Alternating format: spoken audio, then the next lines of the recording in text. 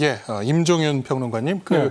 취임 후에 연일 각국 정상들과의 그쵸. 통화가 이어지고 있는데 오늘은 베트남이었습니다. 그러니까 베트남이라고 하면은 미국, 중국에 이어서 우리의 3대 교육 국가이기도 그렇죠. 한 그야말로 명분이 있는 통화가 아니었나 이런 생각이 듭니다. 예, 그러니까 경제적인 측면에서 특히나 더 여러 가지로 좀 함께 해온 것도 많고 그래서 앞으로 해갈 것도 많은 나라가 이제 베트남이다 이렇게 좀 말씀드릴 수가 있는 거고 아마 가장 대표적인 게 휴대폰인 것 같아요. 삼성전자 만드는 휴대폰의 절반을 이제 베트남에서 생산할 정도니까 사실은 어떻게 보면 베트남 경제가 지금 정도 이렇게 성장하는 데 있어서 삼성전자라든가 LG전자 같은 특히 가전 부분이 좀 들어가 있는데요.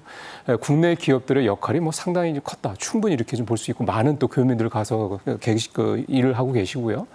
오늘 이제 앞서 이제 강유정 대변이 얘기를 했습니다만 좀 몇 가지 산업이 좀 이렇게 약간 지정이 좀 됐죠. 고속철도 얘기도 나왔고 원전 얘기도 좀 나왔고요. 베트남도 원전을 좀 지으려고 준비를 하고 있거든요.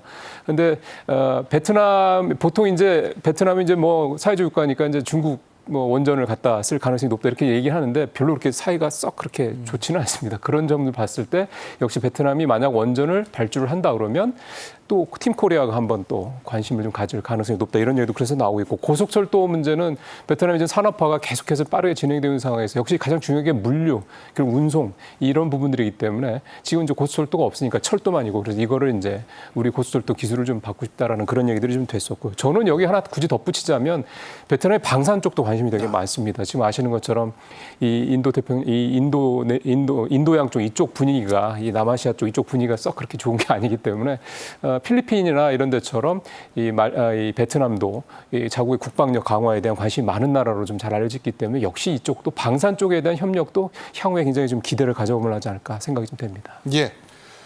이재명 대통령이 11일에는 체코 총리와 첫 정상통화를 가졌습니다. 강유정 대통령실 대변인 발표 들어보시죠. 오늘 6월 11일 수요일 오후 4시부터 약 20분간 페트르 피알라 체코 총리와 첫 통화를 가졌습니다.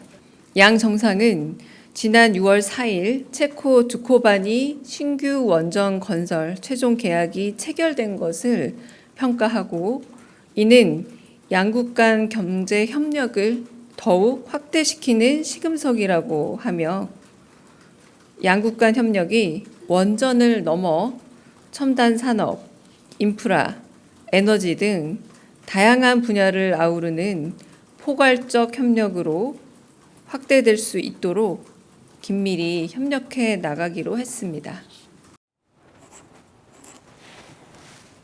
예, 이 유럽의 첫 통화 대상은 바로 체코였습니다. 아무래도 이 듀쿠바니 원전 수주가 결국은 양국 관계를 더욱 가깝게 한 것이 아닌가라는 생각이 들고 결국은 통화 중에도 이 원전 수주가 양국 관계를 나타내는 시금석이라는 표현도 있었습니다.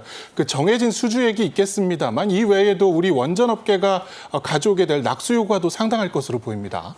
그렇습니다. 뭐 지금 이 듀쿠바니 원전의 의미라는 거는 사실 유럽 연합이라는 건 어떻게 보게 되면 경제 공동체잖아요. 거기에 가장 강력한 적이 있지 않습니까? 프랑스 국영전력공사. 여기를 물리치고 우리가 이제 계약을 갖다가 따냈다는 게 사실은 굉장히 큰 의미가 있는 거고요. 그럼 유럽 연합에서 우리 기술을 갖다가 인정을 했다는 거고요. 사실 우리 원전 기술의 핵심은 뭐냐면 언타임 위딘 버짓입니다. 예산 내에, 정해진 예산 내에, 정해진 기간 내에 완공을 한다. 사실 이거는 어느 나라 그 원전을 갖다가 짓는 회사나 이런 것들도 쉽게 달성하지 못하는 거거든요. 그걸 갖다가 세계적으로 인정을 받았다는 거고요. 중요한 거는 이게 이제 그 우리가 두 번째 아닙니까? 아랍에미리트에서 한 번, 그다음에 16년 만에 이제 두코바니에서 한 번 했다는 건데 점점 이제 레퍼런스가 쌓이고 있는 거고요. 사실 우리나라 원전의 가장 큰 장점은 뭐냐면 밸류 체인이 무너지지 않고 온전히 갖고 있다는 거예요.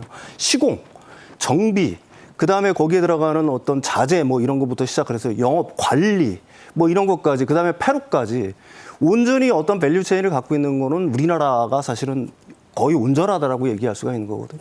근데 원전은 이제 유럽 내에서 계속 지어질 거고요. 사실 미국 내에서 이제 트럼프 행정부가 강하게 그 어떻게 보게 되면 추진을 하고 있고요. 아까도 그 말씀하신 것처럼 베트남에서도 이제 사실은 하고 있는 거고 이런 어떤 레퍼런스들이 쌓이면은 그 원전 산업 자체가 우리나라 원전 산업 자체가 한 차례 더 점프할 수 있는 그 강력한 기회가 마련됐다. 이게 사실은 그 이번 그 두코바니 그 원전 수주의 그 가장 큰 의미다 이렇게 생각을 합니다. 예. 그 윤 평론가님도 잠시 짚어주셨습니다만 사실 이 최종 계약까지 상당한 우여곡절이 있었습니다. 뭐 우선 협상 대상자 선정 후에도 일단 미국이 지적재산권 문제를 한번 들었었고 처음에 그거였죠. 그 다음에 이제 프랑스 EDF가 행정상의 문제를 들어서 이제 체코 법원이 가처분까지 내리는 상황까지도 갔었는데 결국은 계약을 수주를 했고 이런 점을 의식해서일까요? 그 체코 총리도 네. 통화 사실을 SNS에 올리면서 좀 뭔가 불확실성을 없애려는 모습도 좀 보여줬어요. 피알라 총리가 21년도부터 체코 총리를 시작을 했거든요. 근데 사실 어느 나라하고 마찬가지로 경제 성장을 하기 위해서 제일 필요한 소위 말하는 기간 산업 중에 전력 이 부분이 굉장히 중요합니다. 그래서 체코가 또 원전을 굉장히 적극적으로 지금 발주를 해서 좀 지으려고 하는 거고 이제 이번에 두코바니 원전을 우리가 2기를 가져온 것도 그렇고 향후에 뭐 태물린 쪽에 또 2기가 곧 뭐 얘기가 되고 있는데 어쨌든 그게 뭐 어디가 될지 모르겠습니다. 그 역시도 우리한테 우선 협상권을 이제 주는 것도 역시 마찬가지라고 봐야 되는 건데요. 이 피알라 총리가 이런 부분에 있어서 그러니까 21년부터 총리 시작하고 나서 체코의 경제 발전을 위해서 제일 중요한 게 전력 공급이라고 생각하고 그걸 위해서 원전 이 작업, 특히 신규 원전 건립 작업을 이제 진두지휘를 해온 사람이고 그러다 보니까 이번에 뭐 본인 SNS 이런 것도 물론이긴 합니다만 이번에 이제 뭐 여러 가지 불협화음이 있는 과정에서도 계속해서 이제 우리 측 한국을 적극 지지하고 뭐 그랬던 것들이 좀 여러 번 나왔었거든요. 이번에 이재명 대통령과의 통화에서도 그 전화 통화하는 사진을 찍어서 올린다라든가 뭔가 이렇게 보면 이제 그런 부분들에서 조금 미안한 감정도 좀 있는 것 같습니다. 너네 조금 우리 내부적인 일들이 좀 마음고생이 좀 있었지. 이제 내가 날 믿고 이제 가면 될 거야. 뭐 이런 식의 어떤 것들을 애둘러서 이렇게 사진이라든가 뭐 이렇게 공들이는 듯한 그런 모습들이 좀 보이고요. 무엇보다 또 피알라 총리가 이렇게 좀 애를 쓰고 관심을 보이는 이유는 저는 경제협력 관련된 부분에 있어서 확장성에 대한 관심이 좀 크지 않나 생각이 듭니다. 우리가 잘 아시는 것처럼 원전도 사실은 일종의 제조업이고요. 앞에서 이제 윤 평론가님 말씀하신 데 우리가 이제 그거에 따른 되게 이 공급망을 밸류체인을 잘 갖고 있는 나라인데 원전뿐만이 아니라 여러 제조업 분야에서 우리가 공급망을 잘 갖추고 있거든요. 그러다 보니까 체코가 경제 발전하는 데서 제조업 경쟁이 굉장히 좋은 한국이라는 나라와 이 파트너십을 더 긴밀히 가져가면 가져갈수록 체코의 경제 성장에 도움이 될 거다라는 생각을 좀 하고 있는 게 아니냐 그런 생각도 좀 듭니다. 예. 다음에 이 대통령이 그 미국, 일본, 중국에 이어서 사실 4번째 통화 상대로 체코를 선택했다는 것도 상당한 의미가 있을 것 같은데 앞서 말씀드린 결국은 경제 협력을 확대하려는 움직임이 아닌가 이런 생각도 들기도 합니다. 누구도 사실 예상 못한 어떤 행보였을 거라고 저는 생각을 해요. 저는 보면서 깜짝 놀랐습니다, 사실. 근데 이제 곰곰이 따져보면 충분히 그럴만했다라고 충분히 뭐 이해가 가요. 가령 뭐 이제 경제를 갖다가 가장 중시한다. 민생 경제. 이걸 갖다가 굉장히 강조를 하고 있고요. 또 하나는 어떤 실용적인 측면을 갖다가 굉장히 강조를 하고 있다. 이것 역시 이 체코 정상과의 통화에서 명백히 드러났다. 왜 그러냐면은 사실 그 이재명 대통령 그 전에 이제 민주당 같은 경우에는 신재생 에너지에 좀 방점을 찍고 사실은 뭐 원전의 어떤 그 개발이라든지 발전, 원전 확대에 대해서 약간 좀 부정적인 입장을 지금까지 취해오지 않았습니까? 그런데 사실 이 대통령은 후보 시절부터 사실 에너지 믹스를 굉장히 중요하게 생각했어요. 사실 신재생 에너지와 원전과의 어떤 조화로운 뭐 이런 걸 갖다가 해서 원전을 갖다가 일반적으로 탈원전을 추진하는 게 아니라 원전도 당연히 해야 되는 걸로 보통 이제 말씀을 하셨기 때문에 이번 이제 체코 어떤 정상과의 어떤 통화에서 그런 부분들 특히 실용 얘기를 중시하고 경제적인 어떤 측면을 갖다가 굉장히 강조하는 이런 면모가 여실히 드러났다. 이렇게 정리를 할 수 있을 것 같습니다.